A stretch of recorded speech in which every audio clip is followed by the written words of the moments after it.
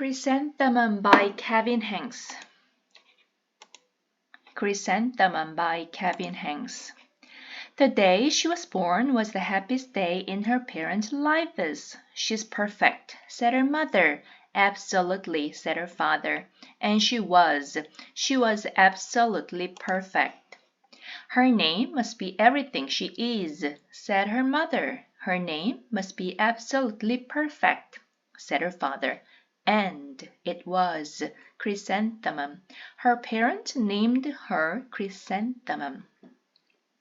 Chrysanthemum grew and grew and grew, and when she was old enough to appreciate it, Chrysanthemum loved her name. She loved the way it sounded when her mother woke her up. She loved the way it sounded when her father called her for dinner. And she loved the way it sounded when she whispered it to herself in the bathroom mirror. Chrysanthemum, chrysanthemum, chrysanthemum. Chrysanthemum loved the way her name looked when it was written with ink on an envelope. She loved the way it looked when it was written with icing on her birthday cake. And she loved the way it looked when she wrote it herself with her fat orange crayon. Chrysanthemum, chrysanthemum, chrysanthemum. Chrysanthemum thought her name was absolutely perfect, and then she started to school. On the first day, Chrysanthemum wore her sunniest dress and her brightest smile. She ran all the way. Hooray! said Chrysanthemum. School!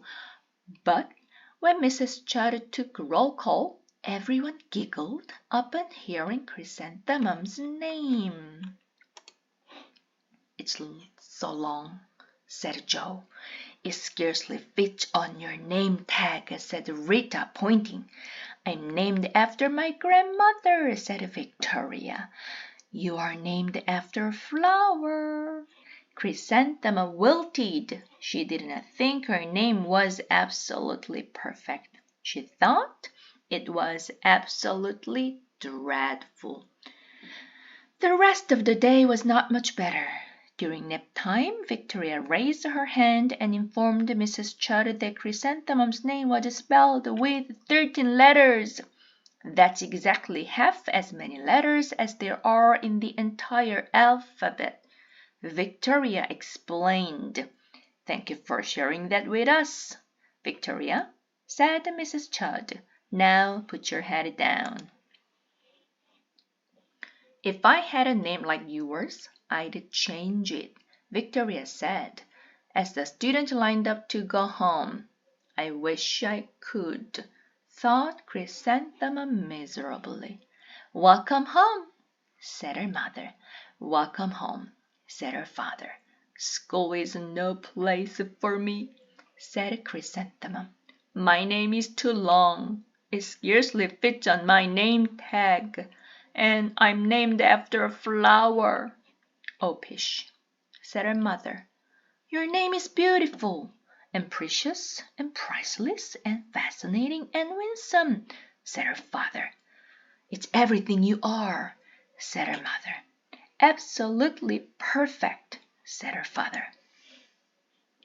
Chrysanthemum felt much better after her favorite dinner, macaroni and cheese with ketchup, and an evening filled with hugs and kisses and purchasing.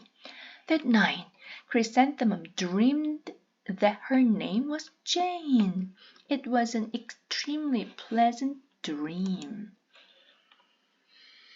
The next morning, Chrysanthemum wore her most comfortable jumper. She walked to school as slowly as she could.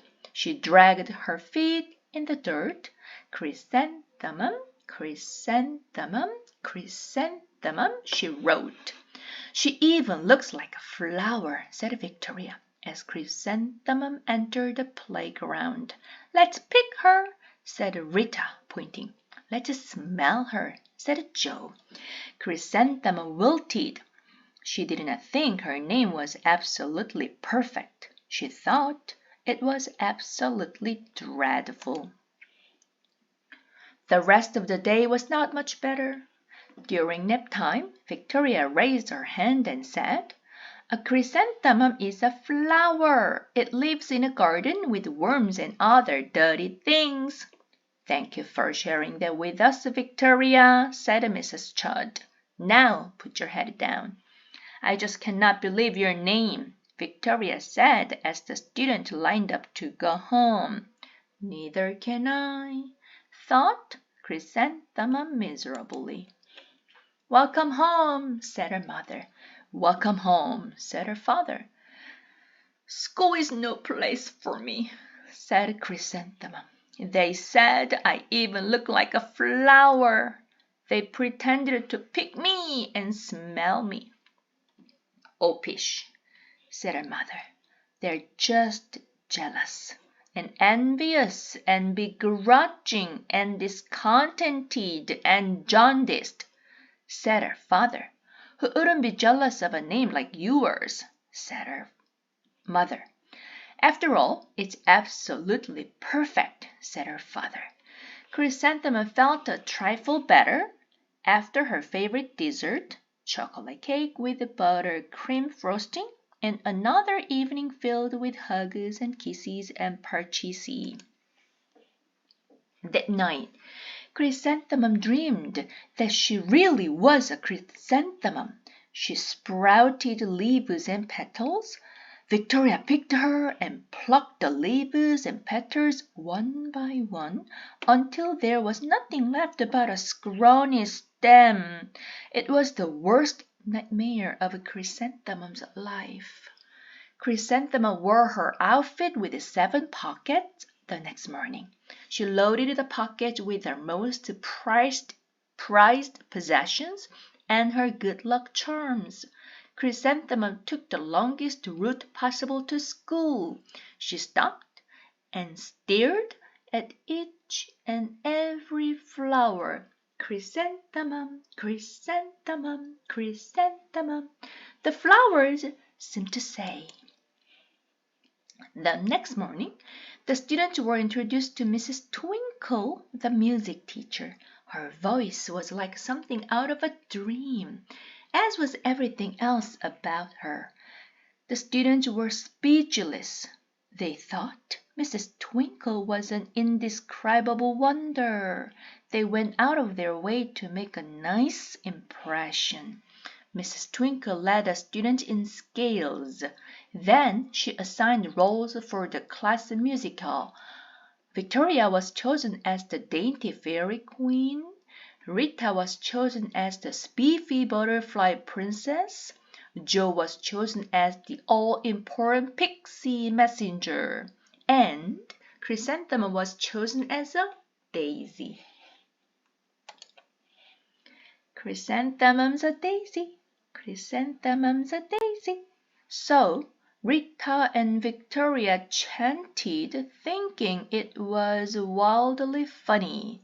Chrysanthemum wilted. She did not think her name was absolutely perfect. She thought it was absolutely dreadful. "What's so humorous?" asked Mrs. Twinkle. "Chrysanthemum," was the answer. "Her name is so long," said Jo. "It scarcely fits on her name tag," said Rita, pointing. "I'm named after my grandmother," said Victoria. "She's named after a flower."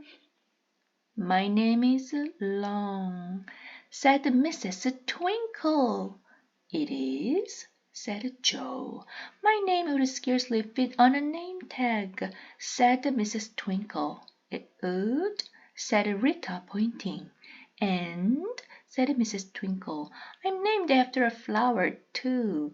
"You are?" said Victoria. "Yes," said Mrs. Twinkle. "My name is Delphinium. Delphinium. Delphinium Twinkle. And if my baby is a girl, I'm considering Chrysanthemum as a name. I think it's absolutely perfect." Chrysanthemum could scarcely believe her ears. She blushed. She beamed. She bloomed. Chrysanthemum, chrysanthemum, chrysanthemum. Jo, Rita and Victoria looked at Chrysanthemum longingly. "Call me Marigold," said Jo. "I'm Carnation," said Rita, pointing. "My name is Lily of the Valley," said Victoria. Chrysanthemum did not think her name was absolutely perfect. She knew it. Thank you. Bye-bye.